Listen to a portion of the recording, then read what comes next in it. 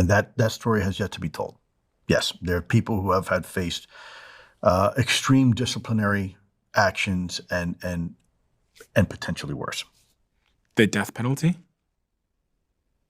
I'm not going to elaborate right now because there's some things happening to try to. This is why Congress is working hard for whistleblower protections, because we want people to feel safe to come out and have a conversation.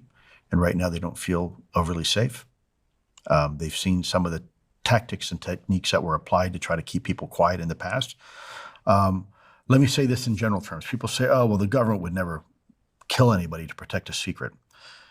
Try going to Area 51 and look at the signs on that chain link fence where it says lethal force authorized. You cross that fence and they can kill you dead. Okay? So the government can, under certain extreme cases, under certain extreme situations and conditions, they can do whatever they need to do to protect national security, and they will. You also hear on it the discussion of there's a whole fleet of them. Look at the ASA. And oh, by the way, it's going 120 knots against the wind at roughly 20,000 feet. So it's not a balloon. And you begin to see this vehicle orientate itself in a 90-degree angle. Now, if this was a plane, like here's your wings, if you go in a 90-degree angle, you lose altitude, right? Because that's how the principles of lift work. That's not the case there. I think this is the video. So. Yep. Dude, this is a fucking drone, bro. There's a whole fleet of them. Look on the ASA. My gosh.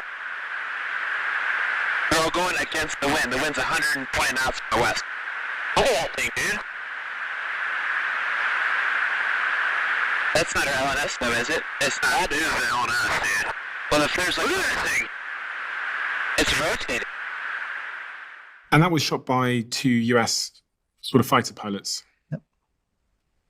And there's a lot more of those out there, and a lot clearer too, but they're classified. So there's more videos like this that you've been exposed to. Oh yeah, but they won't release them. They will not release them. Why? Because of sources and methods. Because they remain classified. Because how they were taken, where they were taken, under what circumstances, what technological capabilities were used to collect the information. The U.S. government wants to keep out of the hands of its adversaries what our true capabilities are. So let's say you're flying a mission over a denied area and you don't want the enemy to know that you're over it, right? The last thing you want to do is release a video where you can look and say, oh, we're in this location and now the enemy knows, or we have this capability, or we can see this good. These are the technologies we have. These videos here, ironically, are probably some of the least compelling videos. Now, people say, oh, these are incredible, but these are the ones that were unclassified that could be released. The US government and the Pentagon generally want people to believe that UFOs, UAPs exist or not. I think it's both. I think up until recently, nobody wanted to have this conversation. The problem is the government backed itself up after 70 years of denial into a corner, and it has to figure a way out. There are some elements now that want the conversation to occur. And so that's why you see Congress getting engaged, why the creation, you have AARO. But there are still elements, unfortunately, in the Pentagon that don't want this conversation to occur. And they will continue doing what they can to discredit individuals and launch this campaign against them.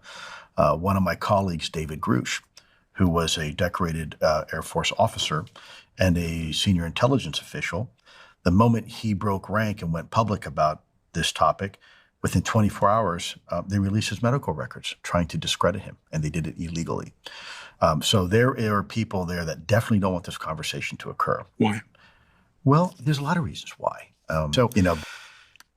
Let's start really at the heels of World War II. You have these Foo Fighters that are being observed by Allied pilots, these luminous balls that would follow them into combat areas.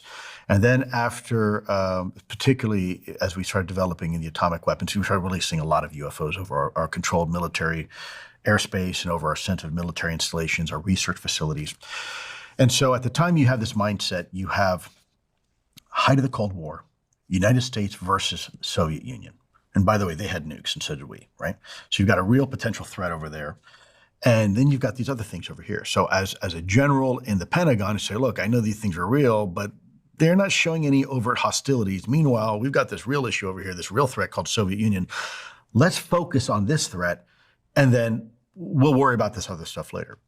The other part of that is the mindset of, look, it's really uncomfortable as a government to have a conversation with its people about a problem that there's no solution for, right? We can see what they do, but there's not a damn thing we can do about it. Let's look at the U-2, for example, spy plane.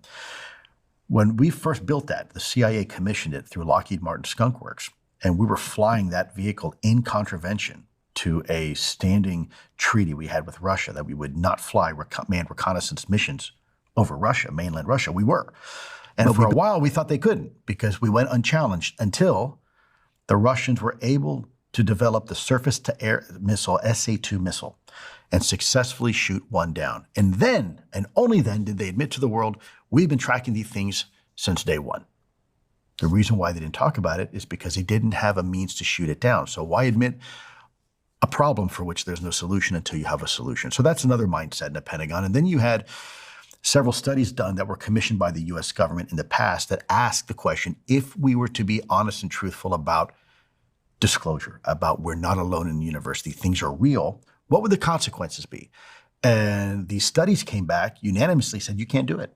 The American people are not ready to have this conversation. It'll cause civil discord and it'll upset the population and people will lose faith in their religions and the economy may crash. You can't do it. And so the decision was made, okay, we're not going to do it. In fact, we're going to actively suppress this information. We're going to stigmatize the heck out of it so bad that no one will ever want to even mention the word UFO. And it was very successful. That campaign to stigmatize this topic was so successful, in fact, that even now it's hard to unwind the tape and have the conversation.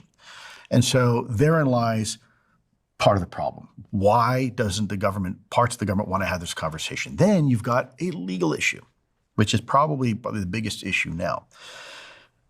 You have elements in the government that were making unilateral decisions not to inform Congress and not to inform the President of the United States, right? That's illegal.